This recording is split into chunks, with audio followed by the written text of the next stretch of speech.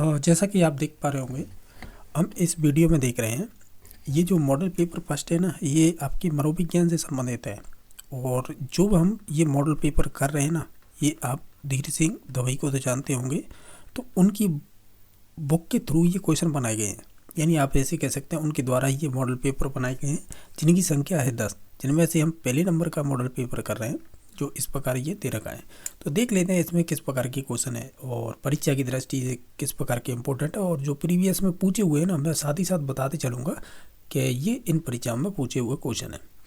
कुछ इन्होंने नया प्रयोग करके कुछ क्वेश्चन अच्छे लेवल के बनाने की कोशिश की है इस मॉडल पेपर में। हालांकि ये पुराने मॉडल पेपर हैं, इस वर्ष के तो नहीं है, ठीक है, फिर भी देख लेते हैं।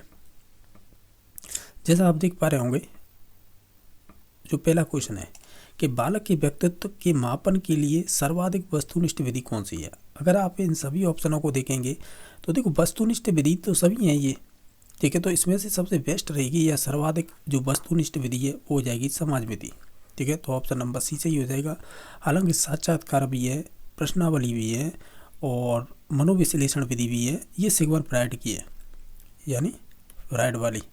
लेकिन ये जो साक्षात्कार और प्रश्नावली है ना, अगर आपने सिग्मंड फ्रायड ने दो प्रकार की विधियां बताई थी जो मन में क्या चल रहा है उससे संबंधित निकालने के लिए। एक का नाम तो दिया था प्रक्षेपी विधि, एक दी थी अप्रक्षेपी। मैं आपको कनेक्ट कर रहा हूँ, अगर आपने पढ़ी हो थ्योरी अच्छी प्रकार से, तो प्रक्षेपी में तो बहुत सारी विधियाँ आती हैं। जैसे कि हम बात करें TAT, CAT और TAT, CAT, SCT, WAT, ड्रॉई, मेन टेस्ट, ये, ठीक है। अप्रक्षेपी पे दो प्रकार की हो जाती थी, आपने अगर पढ़ी है। पहली हो जाती थी आपकी सब्जेक्टिविटी, जिसे कहते हैं विषय वस्तुता, और दूसरी हो जाती थी ऑब्जेक्टिविटी। तो ये आपने पढ़े होंगे। तो सब्जेक्टिविटी में आती थी साक्षात्कार, प्रश्नावली, केस स्टडी, ये आपने पढ़ी होगी, ठीक है। और बाकी जो ऑब्जेक्टिविटी है, इसमें आपकी एक तो निरीक्षण विधि आ जाती थी, फिर इसी में समाज विधि आ जाती है। तो हम ये कहते हैं जो समाज में व्यक्ति के गुण दोष देखे जाते हैं, जो आपकी JL मोनेरो ने दी थी, और ये विधि सामाजिक में बहुत चलती है और बहुत ज़्यादा पूछी जाती है। हालांकि CDP में तो बहुत कम क्वेश्चन बनते हैं, लेकिन शिक्षण विधियों में ज़्यादा बन जाते हैं। तो इस प्रकार इसका ऑप्शन नंबर 3 नंबर सही हो जाएगा, ठीक है। हालांकि इसके आंसर साथ ही साथ दे रखे हैं, तो आप ऐसे भी देख सकते हैं, ठीक है। तो मैंने तो समझाने के लिए बताया कि ये किस प्रकार ये संबंधित थी, तो इसका 3 नंबर ऑप्शन सही हो जाएगा, ठीक है। बाकी नेक्स्ट क्वेश्चन नंबर है जो 2 नंबर, ये कह रहा है एक प्रतिभाशाली बालक की आप सहायता कर सकते हैं किस प्रकार, यानी अधिक पुस्तक देकर, यानी अधिक पुस्तकें देकर, या अधिक समय देकर, या परामर्श देकर, या संवर्धित अधिगम अनुभव देकर। सबसे बेस्ट रहेगा संदर्भित अधिगम अनुभव देकर, ठीक है। तो ऑप्शन नंबर इसका 4 सही हो जाएगा। जब भी जो गिफ्टेड चाइल्ड होते हैं ना, प्रतिभाशाली बालक, इनके लिए शब्द यूज किया जाता है एनरिचमेंट प्रोग्राम। अगर ये सब दिखाई दे जाए ना, समझ जाना ये आपका इसी से संबंधित है, किससे, प्रतिभाशाली बालक से। इस प्रकार ये ऑप्शन नंबर 4 सही हो जाएगा। क्वेश्चन नंबर 3 था विकास के बारे में कौन सा सही नहीं है। विकास एक संचयी प्रवृत्ति होती है, ये बात सही है, क्योंकि हमारा विकास होता है वो स्पाइरल होता है, आपने पढ़ा होगा। स्पाइरल मीन्स ये इस प्रकार का कुछ, ठीक है, यही होती है। यानी ये होता है कि देखो, यहाँ से तो स्लो चल रहा है, ये तो विकास स्लो चल रहा है, यहाँ से फिर एकदम तेज हो जाता है, फिर स्लो, ये संचयी प्रवृत्ति होती है जो, ठीक है। तो इसे ही कहते हैं। बाकी विकास जोखिम भरा होता है, ये बात सही है। पूर्वानुमेय नहीं होता है, ये गलत है। इंग्लिश में चलता है प्रिडिक्टेबल, यानी हम उसकी भविष्यवाणी कर सकते हैं। एक हिंदी में कहावत है कि पूत के पैर पालने में दिखाई दे जाते हैं, कुछ इसी प्रकार का ये विकास का प्रिडिक्ट कर सकते हैं हम, ठीक है। तो ये कह रहा नहीं कर सकते, तो यही गलत हो जाएगा, ठीक है। तो ऑप्शन नंबर 3 सही हो गया था। ये कह रहा है कि 6 से 11 वर्ष की आयु के लिए अधिगम, और ये कहीं ना कहीं बाल्यावस्था की बात कर रहा है, उत्तर बाल्यावस्था, ठीक है। तो ज्ञान का निर्माण करने की सक्रिय विधि है, ये बात तो सही है। ध्यानपूर्वक सुनने की प्रक्रिया, रटने की प्रक्रिया, पाठ्य पुस्तक का अध्ययन करने की प्रक्रिया। हमें अधिगम के संबंध में पूछा तो हम कहेंगे ज्ञान निर्माण की सक्रिय प्रक्रिया, ये एक अधिगम से संबंधित हो जाएगी। हालांकि और भी ये नेगेटिव हो जाएगा, ये भी नेगेटिव हो जाएगा, ये भी सही था ध्यानपूर्वक सुनने की प्रक्रिया, लेकिन हमें अधिगम के अकॉर्डिंग जाना था, तो हम कहेंगे ऑप्शन नंबर 1 सही हो जाएगा। बाकी अधिगम के बारे में कहें तो हम ये भी शब्द कहते हैं कि हमारे व्यवहार में परिवर्तन या परिमार्जन। ठीक है, तो इस प्रकार के शब्द आपको देखने मिलेंगे, लेकिन ऑप्शन नंबर 1 पे जाएंगे। क्वेश्चन नंबर नेक्स्ट है, बालक का सामाजिक विकास है प्रारंभ होता है कब से होता है? तो हम कहेंगे पूर्व बाल्यावस्था से। ठीक है, तो हमारा जो कह सकते हैं समाज में विकास प्रारंभ होता है, यानी सामाजिक ऐसे बोल सकते हैं। तो ऑप्शन नंबर सी सही हो जाएगा, यानी पूर्व बाल्यावस्था। क्वेश्चन नंबर नेक्स्ट है, जब एक अध्यापक है छात्रों को सफलता का एहसास कराता है तो वह उपयोग कर रहा है, यानी सफलता। देखो, जब भी आप यानी मैं आंसर ही लगा देता हूँ, प्रभाव का नियम है ये, यानी लॉ ऑफ इफेक्ट कहते हैं। थॉर्नडाइक के 3 मुख्य नियम थे, तत्परता, अभ्यास और प्रभाव। हालांकि अभिवृत्ति का नियम है ये आपके गॉड नियम में आता है, जो 5 नियम दिए थे, यानी जिन्हें हम द्वितीय नियम भी बोल सकते हैं। तो द्वितीय नियम थे 5, या सेकेंडरी या गॉड कह सकते हैं, और जो मुख्य नियम थे वो 3 थे ये वाले। हालांकि मैंने जब प्रभाव कहा है तो इसे कई नामों से जानते हैं। इसके 2 उपनियम चलते हैं, एक तो संतुष्टि और असंतुष्टि का। ठीक है, ये आपने पढ़े होंगे थ्योरी में। तो हम प्रभाव के नियम को संतुष्टि असंतुष्टि का नियम भी बोल देते हैं, यह सफलता का एहसास कराने वाला सिद्धांत भी बोल देते हैं। ठीक है, यानी इसमें सेटिस्फैक्शन होता है ना, उसे ही सफलता बोलते हैं। ठीक है, यानी बार बार उन्हीं अनुक्रियाओं को आप करेंगे। ठीक है, तो यही हो जाता है। बाकी और ऑप्शनों की बात करें, जैसे इसमें दे रखे हैं, जैसे कि और भी जानकारी दे दूंगा मैं, 1 सेकंड रुकिएगा। जैसे हम बात करें तत्परता, इसका एक क्वेश्चन पूछा जाता है। तत्परता को कहते हैं रुचि अरुचि का नियम। ये क्वेश्चन बहुत बनते हैं। कैसे बनते हैं? आपने क्वेश्चन देखा होगा कि घोड़े को तालाब तक तो ले जाया जा सकता है, लेकिन उसे पानी के लिए बाध्य नहीं किया जा सकता। इसका मतलब ये हो गया कि जब तक आप उस घोड़े को प्यास नहीं लगेगी, यानी किसी चीज़ में इंटरेस्ट नहीं होगा, तो वो नहीं करेगा, यानी वो पानी नहीं पिएगा। और उसे प्यास लगेगी तो वो अपने आप ही चला जाएगा। उस प्रकार का ये तत्परता से संबंधित बातें होती है। अभ्यास में आती हैं आपकी उपयोग अनुपयोग। अगर आपके लिए कोई चीज़ उपयोगी है तो बार बार करेंगे अनुक्रियाओं को, अगर नहीं होगी तो आप अनुपयोग में ले जाएंगे, यानी अनुपयोग यानी नहीं करेंगे। इस प्रकार का ये होगा। अभिवृत्ति का नियम है, ये आपके एटीट्यूड से संबंधित है, ये आपके गॉड नेम में आता है। एक चीज़ ध्यान रखना, ये पूछा जाता है कि स्किनर की ऑपरेंट कंडीशन थ्योरी है वो थॉर्नडाइक के कौन से मुख्य नियम से संबंधित है। ये क्वेश्चन आपके ऑलरेडी पूछा गया है, तो वो प्रभाव के नियम पर ही डिपेंड है। ठीक है, तो ये भी ध्यान रखना है। अब क्वेश्चन नंबर 7 देख लेते हैं। कच्चा शिक्षण होना चाहिए, तो हम कहेंगे संवाद मूलक होना चाहिए। ठीक है, तो ऑप्शन नंबर सी सही हो जाएगा, यानी 3 नंबर। क्वेश्चन नंबर नेक्स्ट है, किसकी पुस्तक में किशोरावस्था को एक नया जन्म कहा है यह छपा था? तो वो स्टैनी हॉल थे, जिन्होंने कहा था कि जो किशोरावस्था है या एडोलसेंस है, ये संघर्ष और तूफान की अवस्था है। ठीक है, तो इनकी एक विधि और चलती है, वो भी याद रखें, स्टैनी हॉल की, जो पूछी जाती है परीक्षा में। ठीक है, तो ऑप्शन नंबर 4 सही हो जाएगा। क्वेश्चन नंबर आपका 9 है, 2 बालकों में समान मानसिक योग्यता नहीं होती है, यह कथन किसका है? यह हल्लो का है। हर व्यक्ति एक दूसरे से भिन्न है, हालांकि उसे इंडिविजुअल डिफरेंस बोलते हैं, व्यक्तिगत विभिन्नता। लेकिन पूछने के तरीके हैं तो वो हर किसी के अनुसार पूछे जा सकते हैं, डिपेंड करता है क्वेश्चन में ऑप्शन क्या दे रखे हैं। जैसे क्रो दे रखा है, इसमें प्याज भी दे रखा है, स्वेद भी दे रखा है, हरलॉक भी। हरलॉक ने जो बच्चे होते हैं उनकी 4 अवस्थाओं को बांटा है। हालांकि अवस्थाओं में तो अन्य में भी बांटा होगा, लेकिन 4 विशेषताएं बताई हैं, वो इंपॉर्टेंट है, ये याद रखने की बात है। ठीक है, क्वेश्चन नंबर 10 है कि व्यक्तिगत विभिन्नता के कारक क्या होते हैं? हालांकि देखा जाए तो देखो 2 ऑप्शन तो ये दे रखे हैं, जिसमें सामाजिक व कायिक, और दूसरा है वंशागत व पर्यावरण। और भी ऑप्शन दे रखे हैं, जैसे संवेगात्मक, व्यक्तिगत और वंशागत। इसमें से 2 नंबर ऑप्शन था ना, ये वाला सही था, क्योंकि जब हम व्यक्तिगत विभिन्नता के कारक पढ़ें या बच्चे में जो हमारे हेरिडिटी और वातावरण का क्या प्रभाव रहता है, तो हम कहते हैं 50-50% रहता है दोनों का। पर्टिकुलर एक का नाम नहीं लेंगे, तो ऑप्शन नंबर 2 पे जाएंगे। इन्हीं के कारण हमारी व्यक्तिगत विभिन्नता कारक भी माने जाते हैं। क्वेश्चन नंबर आपका है नेक्स्ट 11वां, कौन सा प्राकृतिक अभिप्रेरणा का उदाहरण नहीं है? अगर आप ऑप्शन देखें तो ये जैविकी, ये प्रतिष्ठा है, ये बाह्य हो जाएगी। यानी नेचुरल, प्राकृतिक का मतलब नेचुरल कह दीजिएगा, इसे ही जन्मजात कह दीजिएगा, इसे यहाँ पे बायोलॉजिकल कह दीजिएगा, जैविकी, कुछ भी नाम दे दीजिएगा। और बाह्य होंगे ये बस अभी वातावरणीय होंगे। ठीक है, तो इस प्रकार है, तो ऑप्शन नंबर डी सही हो जाएगा। क्वेश्चन नंबर 12वां है, शिक्षा के क्षेत्र में सबसे महत्वपूर्ण क्षेत्र कौन सा होगा, या सबसे महत्वपूर्ण क्या होता है? तो हम कहीं शिक्षा के क्षेत्र में देखा जाए तो छात्र ही महत्वपूर्ण होंगे, तो ऑप्शन नंबर 2 सही हो जाएगा। एनसीएफ 2005 भी कहता है बच्चे को केंद्र में रखें, बाकी उसी के अकॉर्डिंग शिक्षा दें। क्वेश्चन नंबर 13 बाय बुद्धि परीक्षण की कार्यकारी श्रृंखला बनाने वाले व्यक्ति पहले व्यक्ति कौन से थे? तो अल्बर्ट बिनेई थे, इन्होंने शुरुआत की थी, ठीक है, कार्यकारी श्रृंखला बनाने के लिए। इन्होंने ही शुरुआत में एक तत्व सिद्धांत दिया था जिसकी बहुत आलोचना होती। इसके संवर्धक कैटल भी रहे थे, थॉमसन भी रहे थे, और भी मनोवैज्ञानिक थे। एक तत्व सिद्धांत दिया था, यानी वन फैक्टर, यानी यूनिटेरिटरी फैक्टर बोलते हैं शायद, या यूनिफैक्टर कह सकते हैं इंग्लिश में। एक तत्व का सिद्धांत दिया था।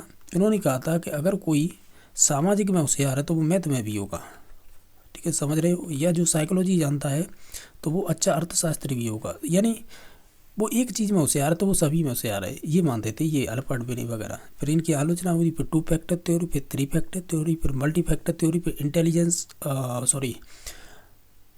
मल्टी इंटेलिजेंस थ्योरी आई थी। फिर हार्वर्ड कार्डन का बहुबुद्धि सिद्धांत भी चलता है, ठीक है, बहुत सारे आए थे, पूरे अलग अलग बताए थे। तो ओवरऑल देखें तो मैंने तो ये बताया है कि ये शुरुआत अल्बर्ट बिनेई ने ही की थी कार्यकारी श्रृंखला की। तो ऑप्शन नंबर 2 सही हो जाएगा।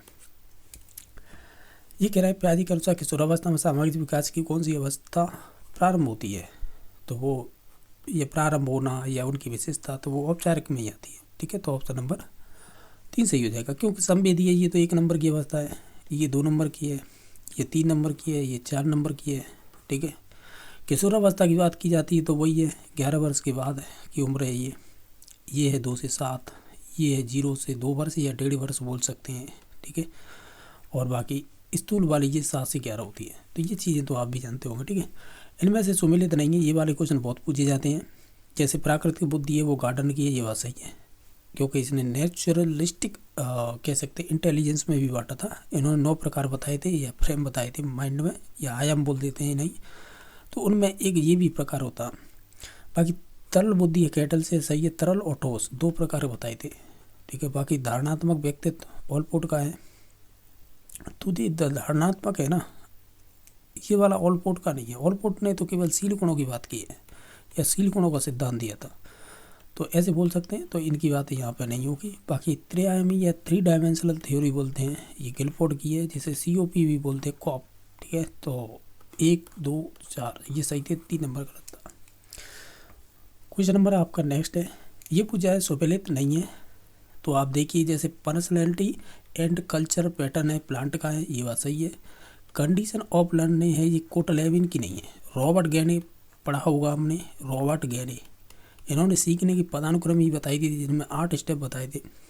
तो मैं ट्रिक बताता रहता हूँ जब भी ये क्वेश्चन आता है। SSC वर्सेज DCRP, निम्नतम स्तर होता है वो सिग्नल वाला होता है लर्निंग, और सबसे टफेस्ट या हाईएस्ट होता है वो होता है प्रॉब्लम सॉल्विंग, ठीक है। तो यही सही हो जाएगा। बाकी ये कह रहा है कि purse of A behaviour in animal and man, ये एडवर्ड टॉलमैन का है, और व्यवहार के सिद्धांत है ये क्लार्क हल का है। टॉलमैन का एक चीज़ ध्यान रखना है, इनकी ये पूछी जाती है साइन थ्योरी किसी से संबंधित है, तो वो इसी से है। क्यों? और एक और आता है जिग जैग, यानी भूल भुलैया सिद्धांत किससे संबंधित है, वो टॉलमैन से है। क्लार्क हल का ड्राइव रिडक्शन थ्योरी पूछी जाती है, किसकी है, तो ये आती है आपकी क्लार्क हल की। और पुनर्वलन का सिद्धांत किसने दिया था, वो भी क्लार्क हल ने। तो इस प्रकार के ये क्वेश्चन बन जाते हैं। तो ऑप्शन नंबर इसका तो B सही होगा। इसमें से सही क्या है? संज्ञानात्मक मानचित्र टॉलमैन का है, संयोजनवादी थॉर्नडाइक है, आत्मसिद्धि मैस्लो है, और उपयुक्त सभी, ये सही है। जब टॉलमैन की मैं ऊपर बात कर रहा था साइन थ्योरी, जिग-जैग थ्योरी यानी भूल भुलैया, तो उस टाइम में ये भी ध्यान रखना है कि जो संज्ञानात्मक मानचित्र है वो भी टॉलमैन से संबंधित है। संयोजनवाद थॉर्नडाइक है, सही है, क्योंकि ऐसा थ्योरी की बात करते हैं तो ये चिन्ह होता है ना, वो संयोजक या संबंध का ही होता है। बाकी आत्मसिद्धि अब्राहम मैस्लो है, ये मानवतावादी हैं, और मानवतावादी होते हैं ना, और ये जो हमारे समाज में हमें किस प्रकार की आवश्यकता होती है, तो उनके लिए इन्होंने एक 5 स्टेप बताए थे P/ के नाम से। तो जो सबसे लास्ट वाला होता है ना, सेल्फ एक्चुअलाइजेशन, जिसे ही बोलते हैं आत्मसिद्धि, तो ये अब्राहम मैस्लो से संबंधित था। तो ये सभी सही थे, तो ऑप्शन नंबर 4 सही हो गया। क्वेश्चन नंबर नेक्स्ट है, सुमेलित नहीं है, अंगूर कट्टे हैं, युक्तिकरण, ये बात सही है। बगुला भगत है, ये प्रक्षेपण नहीं होगा। क्यों नहीं होगा? प्रक्षेपण में तो हम अपनी गलतियों को दूसरों पर डालते हैं, तो ये वाला नहीं होगा। बाकी द्विस्वप्न यानी हवाई किले बनाना, ये बात सही है। बीमारी यानी बीमारी में पलायन करना, रूपांतरण का उदाहरण हो जाएगा। तो ऑप्शन नंबर इसका दो सही हो जाएगा, जो संबंधित नहीं था। इनमें से सही नहीं है। शतरंज खिलाड़ी होता है उसमें स्थानिक बुद्धि होती है, ठीक है। और भी ऑप्शन देख लेते हैं।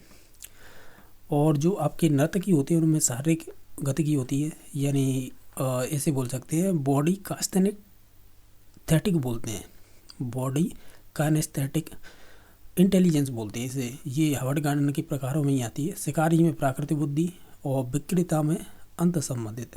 देखो एक चीज़ बता दो तुम्हें, जो हमने पहला ऑप्शन पढ़ा ना कि शतरंज खिलाड़ी में स्थानिक बुद्धि होती है जिसे स्पाइशियल बुद्धि बोलते हैं, ठीक है। स्थानिक बुद्धि उनमें पाई जाती है जैसे पायलट होते हैं, शतरंज खिलाड़ी हो गए, और किन्हीं में पाई जाएगी, यानी जो दूरदृष्टि सोच सकते हैं और जिन्हीं की किसी स्थान को लेकर विशेष ज्ञान हो तो उनमें भी स्पाइशियल बुद्धि हो जाएगी।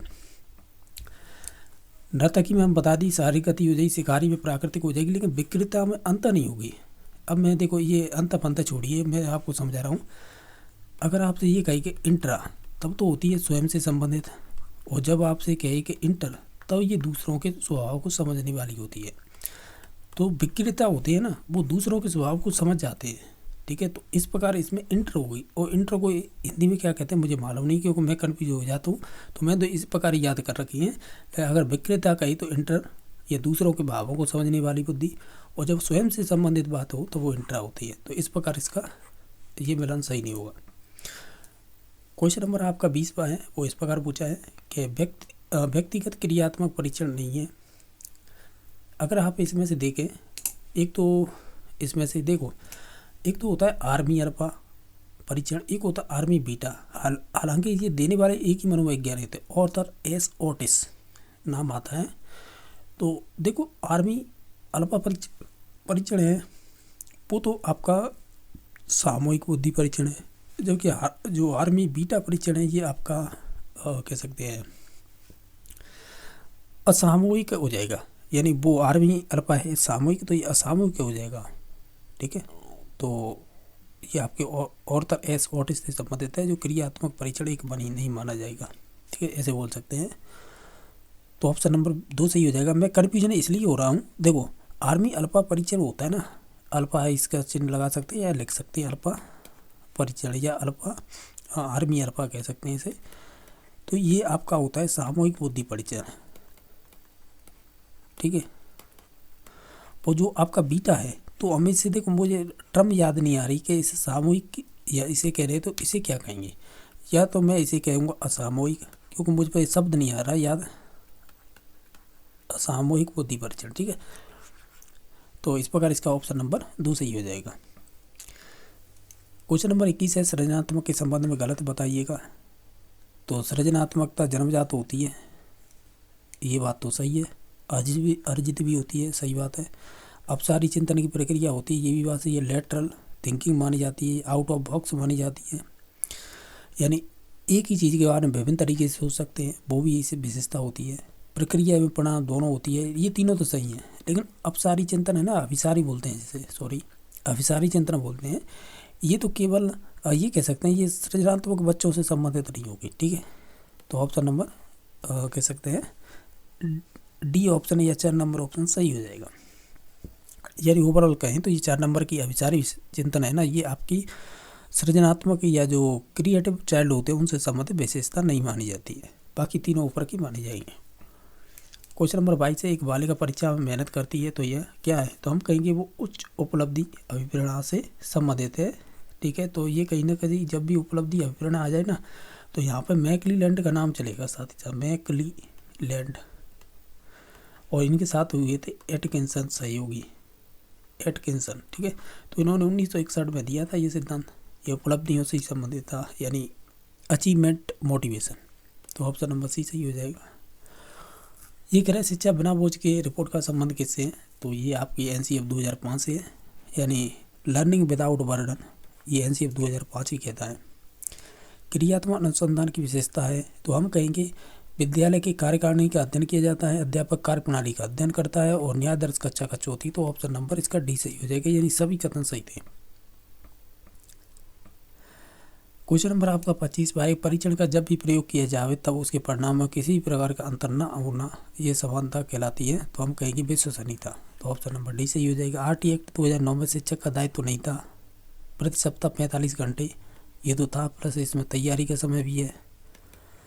और निजी शिक्षण करवाना ये गलत है, यानी ये है कि आप निजी शिक्षण नहीं करा सकते, यानी प्राइवेट ट्यूशन वगैरह ऐसे नहीं करा सकते। बस बाकी स्कूल में नियमित जाना रूप से आना है, सरकार के प्रशिक्षण में भाग लेना है, ठीक है। तो ऑप्शन नंबर 2 सही हो जाएगा। सही नहीं है तो आप देखेंगे चिंतन शिक्षण का स्तर है वो हंट ने बांटा था, ठीक है। शिक्षण ज्ञानात्मक, भावात्मक, क्रियात्मक ये ब्लूम से संबंधित हैं। बाकी अनिर्णयात्मक प्रक्रिया ये मूल्यांकन से, ये वाला कथन गलत हो जाएगा, ठीक है। बाकी आंसर तो सामने दे ही रखा है। बाकी आरटी एक्ट 1 अप्रैल 2010 में लागू किया गया था। 1-4-2 ये तो सही है, 3 नंबर गलत हो जाएगा। क्वेश्चन नंबर आपका 28 है। सीसी की विशेषता नहीं है। अगर आप सभी को पढ़ेंगे तो इसे पढ़ते हैं हम, इसमें प्रकार में इसे भी पढ़ते हैं, इसे भी पढ़ते हैं, लेकिन पाठ्य पुस्तक विधि नहीं पढ़ते, तो ऑप्शन नंबर 4 सही हो जाएगा। क्वेश्चन नंबर 29 है। सुमेलित नहीं है। अगर आप देखेंगे तो ईगो मनोवैज्ञानिक वातावरण से संबंधित है, सही बात है। ये संतुलन का कार्य करती है इड और ईगो, इड और सुपर ईगो में। ईगो है हमारी संतुलन का कार्य करती है और मजबूत मानी जाती है। अचेतन अभिप्रेरणा प्राइड से संबंधित है, ये बात सही है। जैसे चेतन, अचेतन और अर्धचेतन ये इसी से संबंधित है। बाकी प्रोपियस गुण है, ऑलपोर्ट का है। हालांकि जब हम ऑलपोर्ट के सील गुण पढ़ते हैं ना तो उसमें कुछ गुण पढ़ते हैं हम, जैसे मौलिक गुण, सामान्य गुण और गौण, तो उन्हीं में एक प्रकार चलता है प्रोपियस गुण, ठीक है। बाकी स्वप्रत्यय सिद्धांत केटल ने दिया था। केटल ने तो ज़्यादातर बात की जाए तो एक तो बुद्धि में ठोस और तरल बुद्धि की बात की है, 2 प्रकार की। और एक 16 PF प्रश्नावली चलती है, इन्हीं की ज़्यादातर बात की है, ठीक है। तो उन्होंने स्वप्रत्यय का सिद्धांत इस प्रकार का नहीं दिया है, तो ऑप्शन नंबर इसका 4 सही हो जाएगा। बाकी जो असंबंधित है उसे छांटिएगा, यानी असंबंधित है छांटिएगा। जैसे नैतिक तर्कना जीन प्याजे की है तो ये बात गलत है, ठीक है। बाकी नैतिक विकास की 6 अवस्थाएं कॉलर की हैं, हालांकि 6 अवस्थाओं को स्टेज कह रहे हैं, ठीक है। और कोलबर्ग है, ये आपके जीन प्याजे का शिष्य रहा था, तो इसने 3 लेवल बताए थे और 6 स्टेज हैं। बाकी राष्ट्रीय पाठ्यचर्या 2005 प्रोफेसर यशपाल से संबंधित है और तलरूपी सिद्धांत कोटलेविन से। नैतिक तर्कना की बात करें, इसे बोलते हैं मॉरल रीजनिंग, इसकी बात की है आपके लॉरेंस कोलबर्ग ने, ठीक है। तो इस प्रकार हम कहेंगे ऑप्शन नंबर 1 गलत हो जाएगा, बाकी सभी संबंधित हैं। हालांकि मैंने इसमें कुछ चीज़ें एक्स्ट्रा बताने की कोशिश की है। ये मॉडल पेपर आपको मेरे टेलीग्राम पे मिल जाएंगे, 10 मॉडल पेपर हैं, आप देखना चाहो तो क्वेश्चनों को देख सकते हैं। इनसे संबंधित क्वेश्चन परीक्षाओं देखने को निश्चित तौर से मिल ही जाएंगी का, तो ठीक है। बाकी वीडियो देखने के लिए धन्यवाद।